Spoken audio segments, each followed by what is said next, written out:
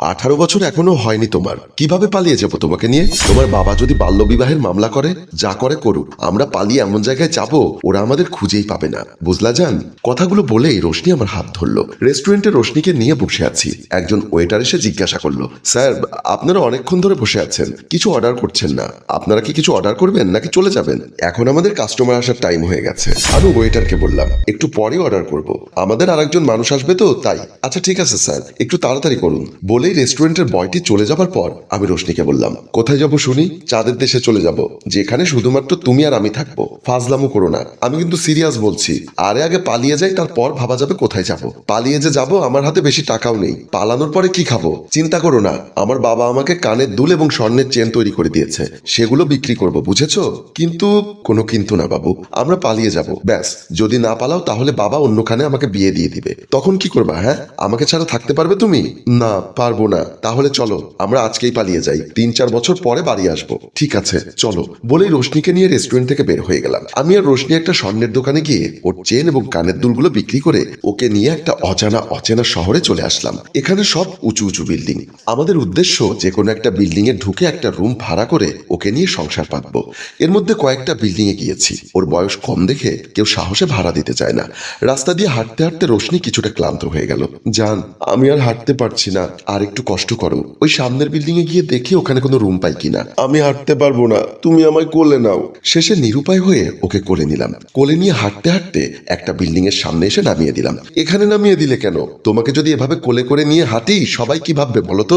চলো এই বিল্ডিং এ গিয়ে দেখি একটা রুম পাই কিনা। তারপর আমরা দুজন গেট পেরিয়ে বিল্ডিংটাতে ঢুকে গেলাম। এই বাসার বাড়িওয়ালার রুমের সামনে এসে কলিং বেল টিপলাম। ভেতর থেকে একজন ভদ্রমহিলা দরজা খুলে জিজ্ঞাসা করলেন, কি চাই? বাড়িওয়ালা কি আছেন? আমি বাড়িওয়ালি। বাসা খালি আছে?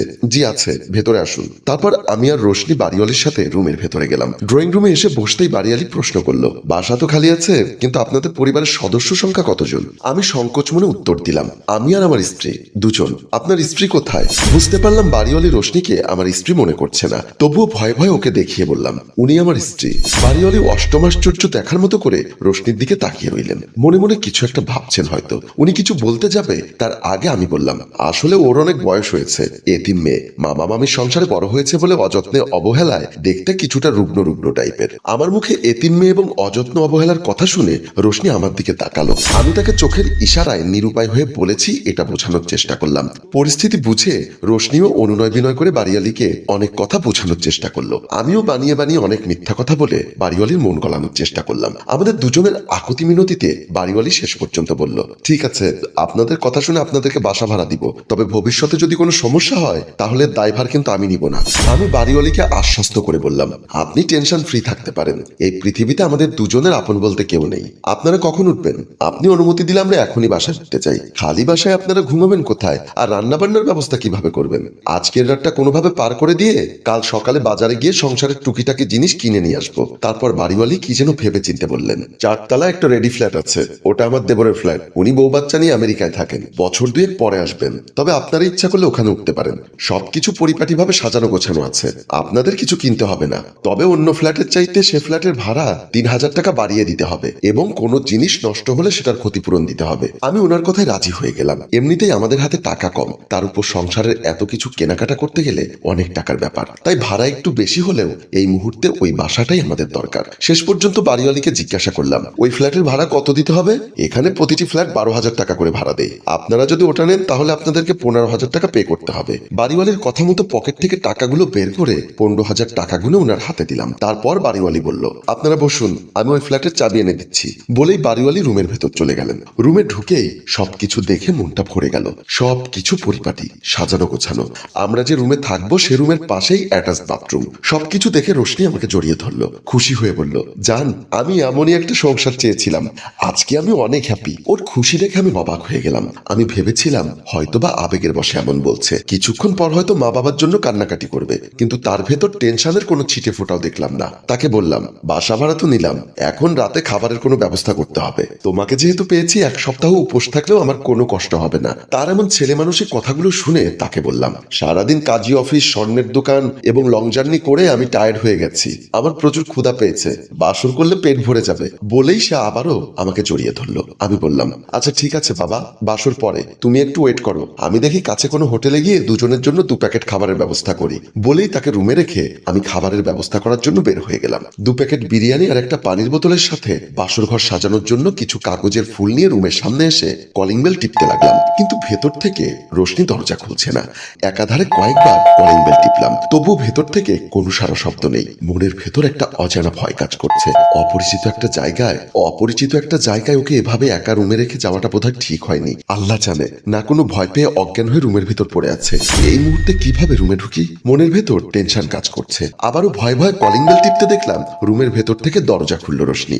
আমি একটা দীর্ঘশ্বাস ছেড়ে তার দিকে তাকাতেই দেখলাম সে গোসল করে শাড়ি পরেছে, ভেজা চুলে গামছা পেঁচিয়ে আমার দিকে তাকিয়ে একটা মিষ্টি হাসি দিয়ে বলল, দেখো তো শাড়িতে তোমার পিচ্চি বউকে কেমন দেখাচ্ছে।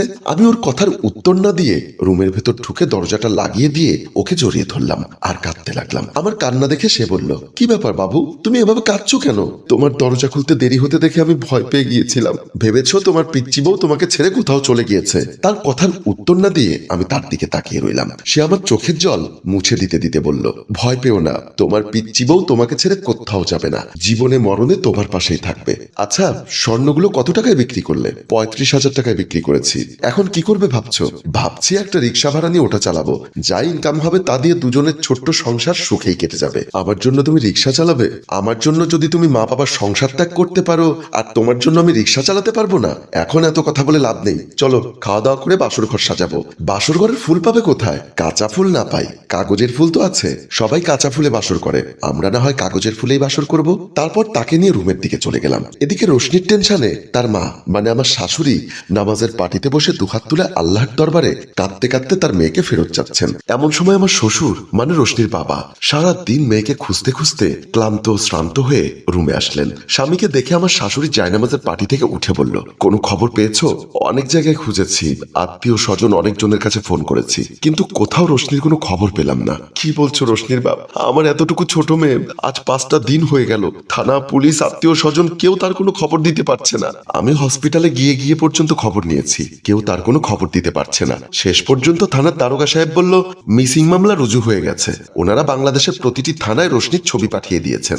আমার মন মানছে না, আমার মনে হচ্ছে আমার মেয়ে নারী পাচারকারীর হাতে পড়েছে, পাচারকারীরা ওকে হয়তো বা অন্য কোনো দেশে নিয়ে গেছে।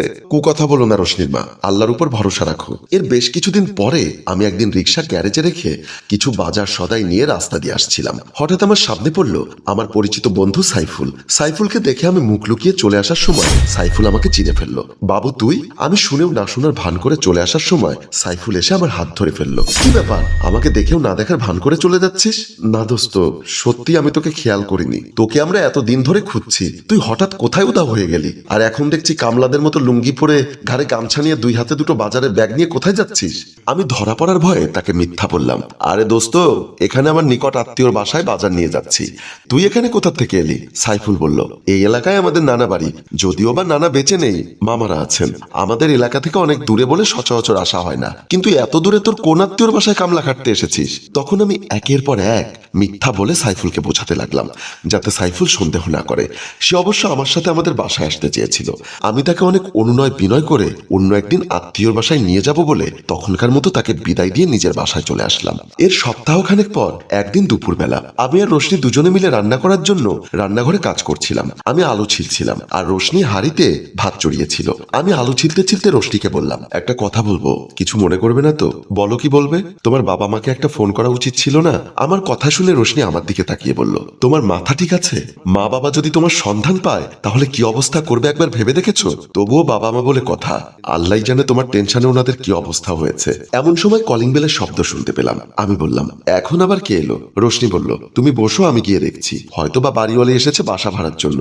বলেই রোশনি দরজার দিকে চলে আসলো। আমি আপন মনে আলো ছিলছিলাম, আবার চুলার দিকে তাকাচ্ছিলাম। চুলাতে রোশনি ভাত চড়িয়ে গেছে। এমন সময় সদর দরজার সামনে থেকে রোশনির বাবু বলে চিৎকার শুনতে পেলাম। আমার বুকের ভেতরটা মোচড় দিয়ে উঠলো। হ্যালো ভিউয়ার্স, আপনাদের ধারণা কি তা কমেন্টস বক্সে লিখে জানান। আর গল্পটির দ্বিতীয় পর্ব দেখতে চাইলে আপনাদের মতামত জানিয়ে এক্ষুনি কমেন্ট করুন। ভালো লাগলে এক্ষুনি শেয়ার করে দিন। আমাদের সাথে থাকার জন্য ধন্যবাদ।